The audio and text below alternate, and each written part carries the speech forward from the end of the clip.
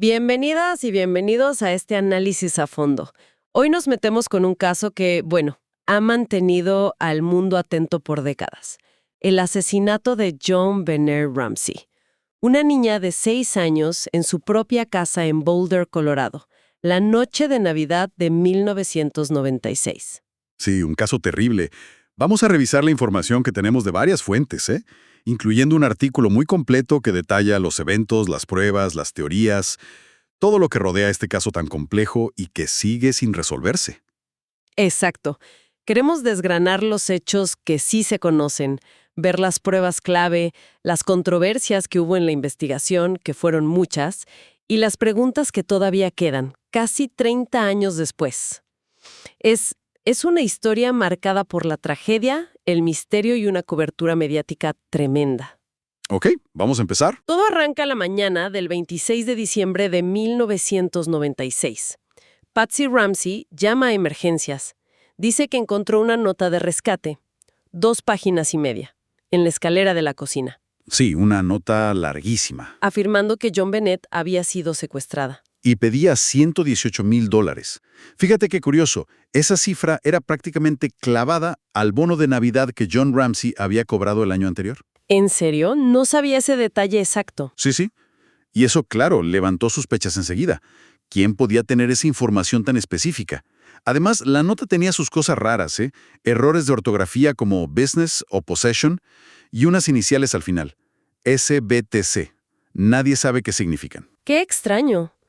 Y a pesar de que la nota decía clarito, no llamen a la policía, Patsy llamó al 911, a las 5:52 de la mañana. Lo cual es comprensible, ¿no? El instinto de una madre. Claro, los agentes llegaron rápido, pero la primera búsqueda en la casa fue, digamos que superficial. No vieron signos claros de que alguien hubiera forzado la entrada. Aunque después se supo, ¿no? Lo de la ventana del sótano rota y una puerta sin seguro. Exacto, eso se supo después. Y aquí viene un punto crítico. Un policía pasó por alto una puerta que estaba cerrada, con pestillo por dentro, en el sótano, en esa primera revisión. La pasó por alto. Sí, y pasaron horas.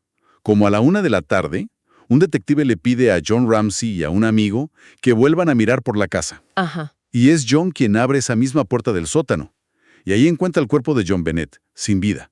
Ay, qué momento terrible. La descripción es espantosa.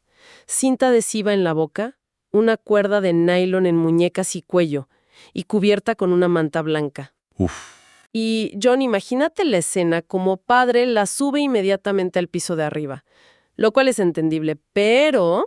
pero fatal para la investigación. Exacto. Contaminó todavía más la escena del crimen, que ya de por sí estaba comprometida porque había amigos, familiares, policías entrando y saliendo toda la mañana. ¿Es normal que pase eso? Tanta contaminación. No, no debería ser normal. Para nada. Los protocolos existen justamente para evitar eso. Tanta gente ahí, mover el cuerpo antes de que lleguen los técnicos forenses. Son errores muy graves. Pueden arruinar pruebas clave para siempre. Y bueno, la autopsia determinó la causa oficial de muerte. Asfixia por estrangulamiento asociada a traumatismo cráneoencefálico. Tenía una fractura de cráneo enorme, de unos 20 centímetros. Tremendo. No encontraron semen, pero sí una lesión vaginal, así que no se pudo descartar agresión sexual. Y un detalle desconcertante, encontraron restos vegetales en el estómago, posiblemente piña, que habría comido horas antes de morir. Y eso conecta con otra cosa. Hay una foto famosa de la escena, ¿no? Un bol con piña y una cuchara en la mesa del comedor. Exacto. Pero John y Patsy dijeron que no recordaban haberle dado piña esa noche. Y parece que había huellas de Patsy en el bol. Entonces, piña en el estómago, bol en la mesa, los padres que dicen que no. ¿Cómo se lee eso? Pues es una de esas incongruencias que alimentaron las sospechas, ¿no? Para algunos investigadores era como un intento de ocultar algo de las últimas horas, o una falta de memoria muy conveniente. Claro. Para otros, quizá no significaba nada. A lo mejor otro familiar le dio piña, o la niña la agarró sola. Pero en el contexto de todo lo demás, se volvió un punto de fricción importante. Mencionaste el estrangulamiento. El arma fue un garrote improvisado. Cuerda de nylon atada a un trozo de mango de pincel. ¿Qué se sabe de eso? Es otra pieza clave y muy rara. Parte del mango del pincel se encontró con los materiales de arte de Patsy. ¿De ella? Sí, pero faltaba el tercio inferior del mango. Nunca apareció, y eso que buscaron por toda la casa. Y que el arma fuera tan casera, tan improvisada, también es raro. No es lo típico que llevaría un intruso. Y volvemos a la nota de rescate, que ya decías que era larguísima. 2 páginas y media, escrita a mano, con papel y bolígrafo de la casa. Eso ya. Es que es rarísimo. El FBI dijo que era muy inusual que un secuestrador se tomara tanto tiempo, calculan que unos 20 minutos, para escribir esa nota tan larga dentro de la casa de la víctima, asumiendo un riesgo tremendo. Claro, es ilógico. Y además, la nota decía ser de una pequeña facción extranjera, pero estaba llena de referencias súper estadounidenses, frases que algunos creen sacadas de películas como Rescate o Harry el Sucio. ¿Y la letra? Hubo análisis, pero como que no se ponían de acuerdo. La Oficina de Investigación de Colorado dijo que había indicios de que la había escrito Patsy, pero sin concluir nada. Y años después, un juez citó expertos que decían que era altamente improbable que fuera ella. ¿Por qué esa diferencia? Bueno, esas discrepancias en análisis de caligrafía pasan, ¿eh? Sobre todo si hay pocas muestras o si la persona intentó disfrazar la letra. Expertos distintos usan métodos distintos o le dan más peso a unas cosas que a otras. El primer informe fue muy cauto, dijo indicios. Los expertos del juicio, que los contrató la defensa, fueron mucho más rotundos al descartarla. Esa falta de acuerdo científico claro es otro factor que mantiene viva la polémica. Vale, vayamos a una de las pruebas que más debate ha generado, el ADN. En 2003 se consiguió un perfil de ADN masculino, Desconocido. de una muestra de sangre mixta en la ropa interior de John Bennett. Correcto. Y ese perfil no coincidía ni con los Ramsey ni con nadie en CODIS, la base de datos del FBI. Al principio, eso pareció la prueba definitiva de que había sido un intruso desconocido. Parecía, pero... La historia del ADN se complicó, ¿verdad? Sí, se complicó bastante.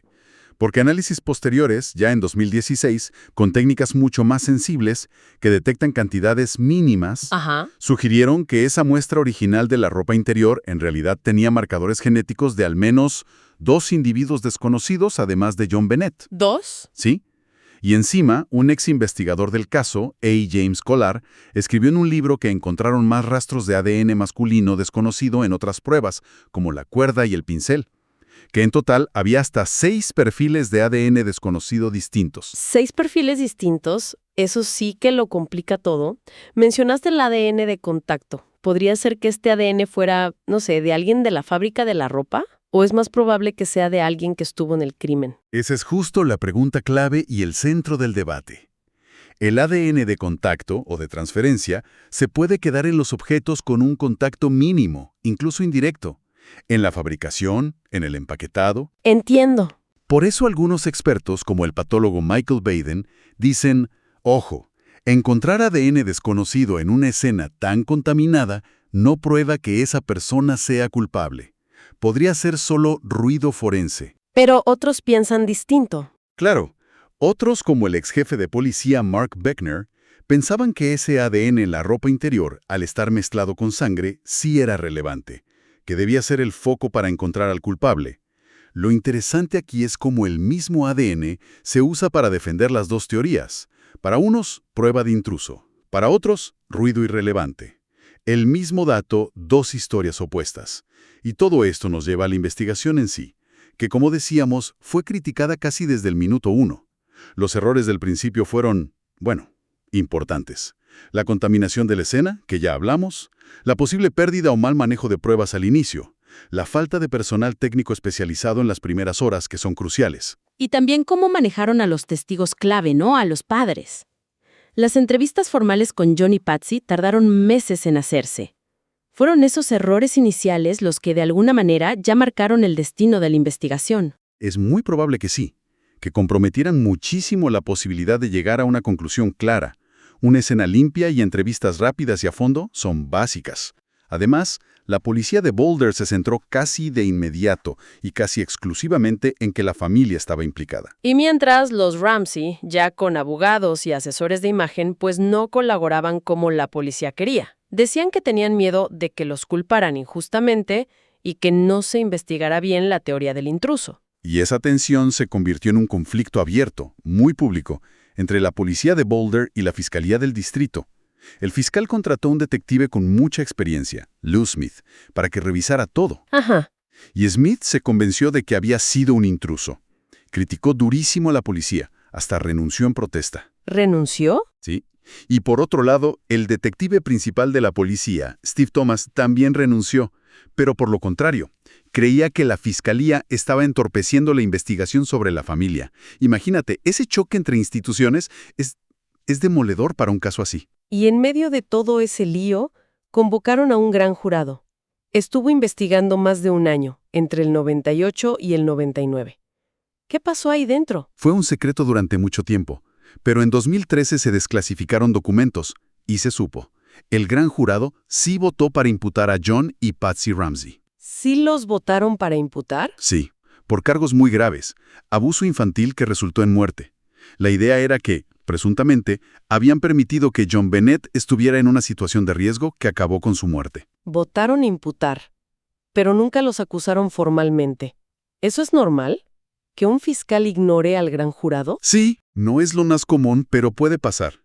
El fiscal tiene la última palabra.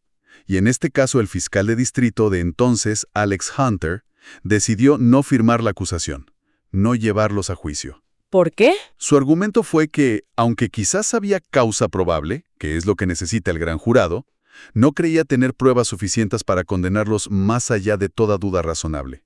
Ese es el estándar mucho más alto para un juicio. Dijo, básicamente, que no podía ganar el caso.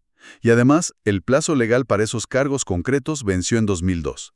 Pasaron los años y en 2008 otro giro. La nueva fiscal de distrito, Mary Lacy, hizo algo muy llamativo. Sí, muy llamativo. Se basó sobre todo en el ADN masculino desconocido de la ropa interior, el perfil que salió en 2003. Y con eso exoneró públicamente a la familia Ramsey de cualquier sospecha. Hasta les mandó una carta pidiendo disculpas. Me imagino que eso tampoco sentó bien a todo mundo. Para nada. La criticaron mucho. El ex jefe de policía, Beckner, otros investigadores, decían que se había precipitado, que le daba demasiado peso a una prueba de ADN que era ambigua, sobre todo con los análisis nuevos y la contaminación de la escena, que ignoraba la complejidad del asunto. ¿Y ahora quién lleva el caso? En 2009, la policía de Boulder volvió a tomar el control principal. Y ahí sigue, clasificado como caso abierto sin resolver, un cold case. Han revisado miles de pruebas, analizado cientos de muestras de ADN más, seguido más de 20,000 pistas, cartas, emails, pero nada, sin resolución. Y claro, ante esa falta de respuestas, pues se han consolidado como dos grandes teorías, ¿no? Dos formas de ver lo que pasó. Exacto. Por un lado, la teoría de la implicación familiar, ya sea que alguien de la familia lo hizo directamente o que encubrieron un accidente.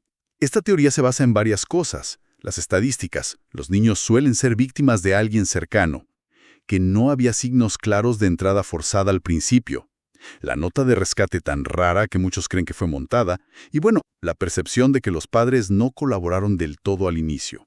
Y dentro de esa idea hay como subtramas, ¿no? Se ha hablado de que Patsy, quizá en un momento de ira, por un tema de que la niña se hizo pis en la cama, la golpeara sin querer y luego la estrangulara para ocultarlo. Aunque hay que decir que no parece que Patsy tuviera antecedentes de ataques de ira. Cierto. Y la otra, que tuvo mucha repercusión por un documental de CBS en 2016, que apuntaba al hermano. Burke tenía 9 años. Sugería que él la golpeó sin querer con una linterna, supuestamente por una pelea por la piña. La piña otra vez. Sí, y que los padres montaron todo para protegerlo. Aquí es súper importante aclarar. Burke Ramsey fue entrevistado varias veces por psicólogos y policías cuando era niño. La fiscalía nunca lo consideró sospechoso formal. Es más, demandó a la CBS por difamación por ese documental, y llegaron a un acuerdo fuera de los tribunales. Y los padres siempre mantuvieron su inocencia. Patsy murió de cáncer en 2006 sin que se resolviera. Si esta teoría familiar tiene sus puntos, ¿cuáles son los argumentos más fuertes en contra? Pues sobre todo que no hay pruebas directas. Nada que ponga a un miembro de la familia cometiendo el crimen. Tampoco tenían historial de violencia. Y la complejidad del estrangulamiento, del montaje de la escena. Algunos creen que es demasiado elaborado para haberlo improvisado en medio del pánico. Y claro, el gran argumento en contra. el ADN masculino desconocido. Que es la base de la otra teoría. La teoría del intruso. Exacto. La que defendió a capa y espada el detective Lou Smith y que apoyó el famoso perfilador del FBI John Douglas, al que contrataron los Ramsey. Esta teoría se agarra a ese ADN masculino desconocido encontrado en varias pruebas, a una marca de bota que no era de nadie de la casa encontrada cerca del cuerpo en el sótano, y a los posibles puntos de entrada, la ventana rota o la puerta sin pestillo. Lo de la ventana del sótano dio mucho que hablar, ¿no? Muchísimo. Los que creen en el intruso dicen, ahí está, la ventana rota.